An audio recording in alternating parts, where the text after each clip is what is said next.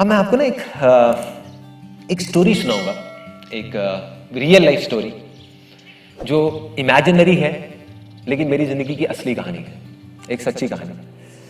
और अभी जब मैं आपको पूरी स्टोरी बताऊंगा तो आप एंड में रिलेट कर सकते हैं उन सब लोगों से जो सक्सेसफुल हुए हैं। आप नोटिस करोगे कि हाँ, सिर्फ मैं ही नहीं, कोई भी आदमी किसी भी फील्ड में अगर उसने किया है तो उसने कुछ ऐसा ही किया है, और वो इतना आसान है कि आप कहोगे यार इसमें तो कुछ है ही नहीं। अब ये बहुत बड़ी प्रॉब्लम है।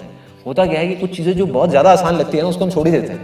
यार इससे कुछ थोड़ी होगा, मतलब अगर कुछ बड़ा करना है लाइफ में तो इतना सिंपल थोड़ी हो सकता है। अगर इतना सिंपल होता तो हर कोई करके बड़ा नहीं बन जाता।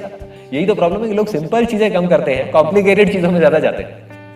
जो सिंपल चीजों को समझ जाते हैं वो फिर आगे निकल जाते हैं।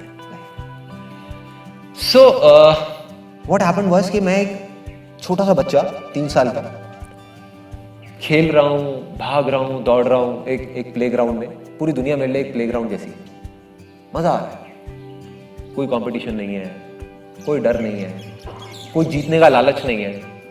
मतलब ये नहीं है कि मैं जीतने के लिए खेल रहा हूं, ऐसी कोई गेम्स ही नहीं है। देखी होंगी आपने 3 साल के बच्चों की गेम, 2-3 साल के बच्चों की गेम्स। उनको क्या फर्क पड़ता है, ना जीतने का ना हारने का। ना हारने का डर होता है, ना हारने का दुख होता है, ना जीतने की खुशी होती है। उनके लिए जिंदगी का मतलब ही खेल है, उसके लिए खुशी का मतलब ही खेल है। खेलना है, बस खेलते रहो, खेलते रहो, खेलते रहो। एग्जैक्टली ऐसा ही मैं बच्चा था जैसे सारे बच्चे होते हैं। प्लेग्राउंड, दूर दूर तक रोशनी रोशनी, और पूरा खुले में भागना दौड़ना, और ऐसा लगता था कि जिंदगी ऐसी चलने वाली है। जैसे जैसे बड़ा हुआ, धीरे धीरे लोगों ने मुझे समझाना शुरू किया, मेरे आसपास में जितने लोग थे बड़े, ये कोई खेल है कि जहां पे ना कोई जीते ना हार है। कहते अगर खेलना है तो जीतने के लिए खेलो, अगर तुम नहीं जीते तो तुम हार गए।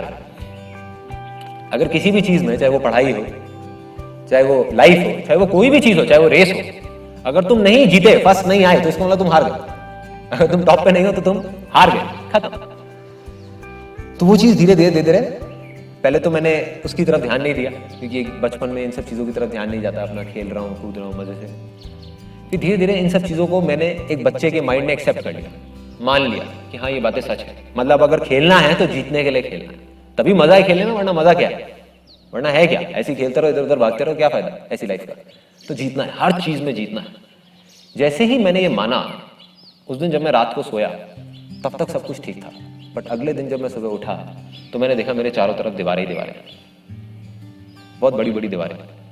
जहां एक दिन पहले तक चारों तरफ सनलाइट, रोशनी, और हर तरफ मतलब मजे ही मजे खेलने का, वहां पर जा करके चारों तरफ से अंधेरा, और इतनी बड़ी दीवार जिसके परे कुछ दिख ही नहीं रहा था, बस हल्की हल्की सी लाइट आ रही थी कहीं से, हल्की हल्की सी। तो मैं डर गया वो देख करके, मेरी हालत खराब, क्योंकि एक बच्चे की जिसकी आदत थी कि खुले में खेलना करना, और उसको लगता था यही जिंदगी है, उसने देखा कि ये मैं कहाँ चारों तरफ से अंधेरे में आ गया, यहाँ भागा वहां भागा, जहां देखा दीवार, इतनी ऊंची दीवार की बस सोच भी नहीं सकते। और मजे की बात, मैं अकेला नहीं था उन दीवारों में, पूरी की पूरी दुनिया थी। जब तक मैं छोटा था तो मैं बच्चों के साथ खेल रहा था, यहां जा रहा था वहां जा रहा था, मेरे को कोई और दिखता ही नहीं था। थे लोग लेकिन मेरे को नहीं दिखते थे, चारों तरफ रोशनी थी। अब उन दीवारों के बीच में मेरे को बहुत सारे लोग दिखने लगे।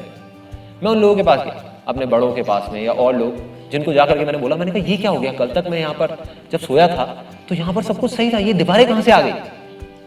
तो उन्होंने कहा बेटे तेरी ये गलतफहमी है, ये दीवारें शुरू से ही थी, ये आज से नहीं है, सदियों से ये थी, है और रहेंगी।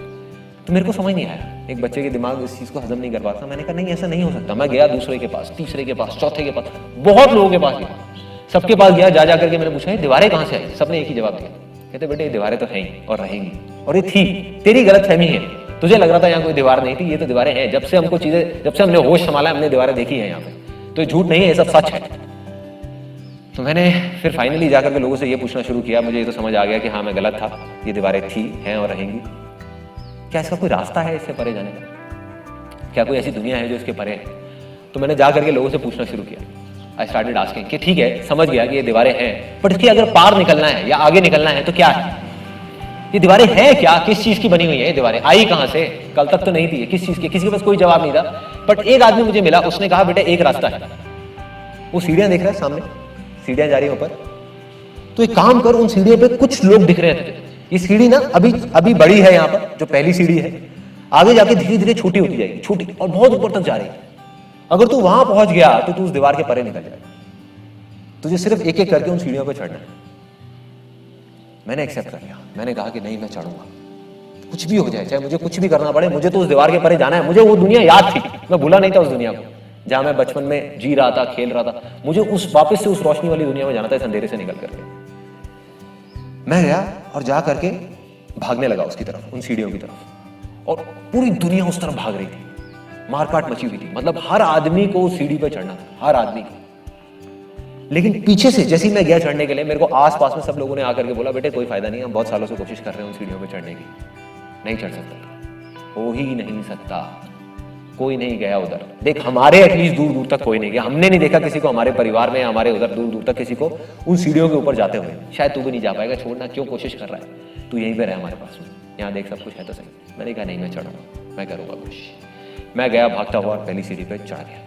कंपटीशन था, लड़ाई थी, झगड़ा था, किसी को मारा, किसी को हटाया, किसी को गिराया, कुछ भी करके किसी के ऊपर पैर रखा, और फाइनली उस पहली सीढ़ी पे चढ़ गया, पहुंच गया। बहुत खुश, इतना खुश कि आई कांट इवन एक्सप्रेस कि मैं कितना खुश हो गया। खुशी किस चीज की थी? वो खुशी इस चीज की थी कि मैं दुनिया से ऊपर उठ गया। बाकी करोड़ों लोग जो मेरे साथ के थे वो पीछे रह गए और मैं आगे निकल गया, मैं आगे आ गया। इस चीज की खुशी थी।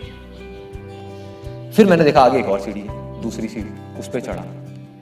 लोग और कम होते चले गए, मतलब जगह भी कम, लेकिन उस कम जगह के अंदर बहुत सारे लोग भरे हुए, जिसकी वजह से मुझे थोड़ा थोड़ा डर लगने लग गया।